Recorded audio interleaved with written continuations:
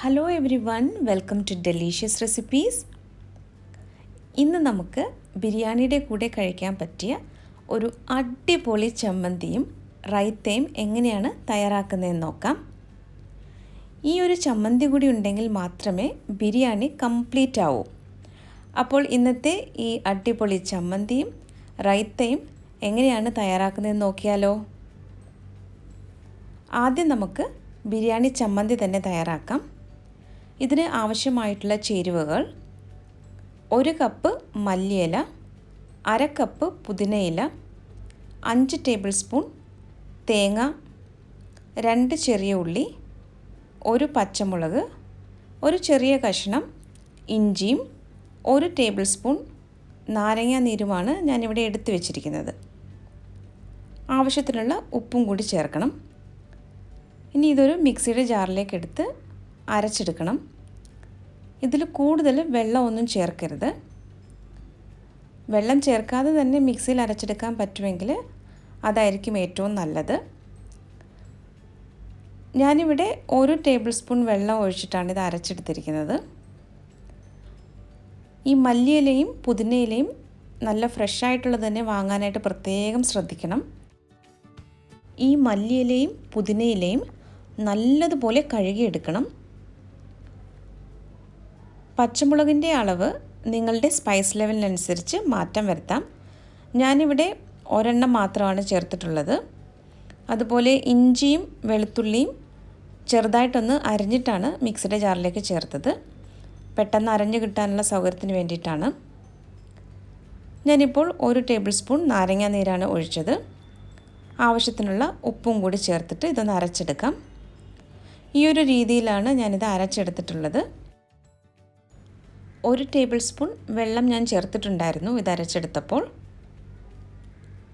കൂടുതൽ വെള്ളം ഒഴിക്കരുത്. ഈ ഒരു രീതിയിൽ വേണം ഇത് അരച്ചെടുക്കാനായിട്ട്. ഇനി ഇത് നമുക്കൊരു സെർവിങ് ബൗളിലേക്ക് മാറ്റാം. അങ്ങനെ നമ്മുടെ അടിപൊളി ബിരിയാണി ചമ്മന്തി ഇവിടെ റെഡി ആയിട്ടുണ്ട്. ഈ ഒരു ചമ്മന്തി കൂടി ഉണ്ടെങ്കിൽ മാത്രമേ നമ്മുടെ ബിരിയാണി പൂർണ്ണമാകൂ. അപ്പോൾ എല്ലാവരും ഇതൊന്ന് ട്രൈ ചെയ്ത് നോക്കണം. ട്രൈ ചെയ്ത് നോക്കിയിട്ട് ഫീഡ്ബാക്ക് കൂടി തരാൻ മറക്കരുത്. അപ്പോൾ ഇന്നത്തെ രണ്ടാമത്തെ റെസിപ്പിയിലേക്ക് കടക്കാം. റൈത്തയാണ് ഞാൻ രണ്ടാമത് തയ്യാറാക്കുന്നത്. ഇത് മിക്കവാറും എല്ലാവരും വീട്ടിൽ തയ്യാറാക്കുന്ന ഒന്ന് തന്നെയാണ്. അപ്പോൾ ഇതിനാവശ്യമായിട്ടുള്ള ചേരുവകൾ എന്തൊക്കെയാണെന്ന് നോക്കാം. ഏകദേശം 3 ടേബിൾ സ്പൂൺ സവാളയും 2 ടേബിൾ സ്പൂൺ തക്കാളിയും 1 പച്ചമുളകും ഇവിടെ ചെറുതായിട്ട് അരിഞ്ഞെടുത്ത് വെച്ചിട്ടുണ്ട്.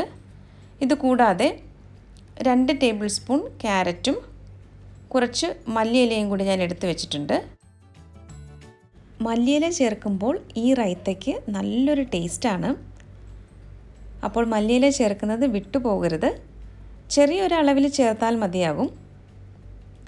ഇവിടെ എല്ലാ ചേരുവകളും ഞാൻ വളരെ ചെറുതായിട്ടാണ് കട്ട് ചെയ്തെടുത്തിരിക്കുന്നത്. പച്ചമുളക് ഒരെണ്ണം മാത്രമേ ഞാൻ ചേർത്തിട്ടുള്ളൂ.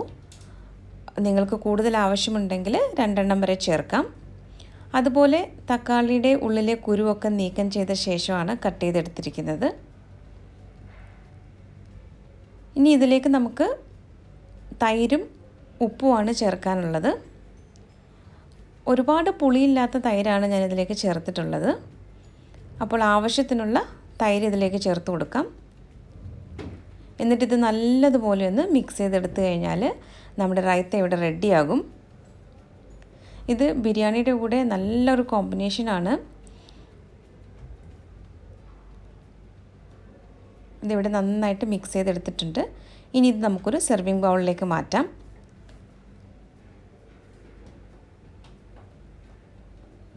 അങ്ങനെ ഇന്നത്തെ 2 റെസിപ്പികളും ഇവിടെ റെഡി ആയിട്ടുണ്ട്. ബിരിയാണി ചമ്മന്തിയും റൈത്തയും. അപ്പോൾ എല്ലാവരും ബിരിയാണിയൊക്കെ തയ്യാറാക്കി ഇതുപോലെ സൈഡ് ഡിഷുമൊക്കെ ചെയ്തിട്ട് ഫീഡ്ബാക്ക് അറിയിക്കാനായിട്ട് മറക്കരുതേ. ഇന്നത്തെ 2 റെസിപ്പികളും എല്ലാവർക്കും ഇഷ്ടമായെന്ന് കരുതുന്നു. റെസിപ്പി ഇഷ്ടമായാൽ നമ്മുടെ ചാനൽ കൂടി ഒന്ന് സബ്സ്ക്രൈബ് ചെയ്യാൻ മറക്കരുതേ. അപ്പോൾ മറ്റൊരു നല്ല റെസിപ്പിയുമായിട്ട് വീണ്ടും വരാം. Thank you.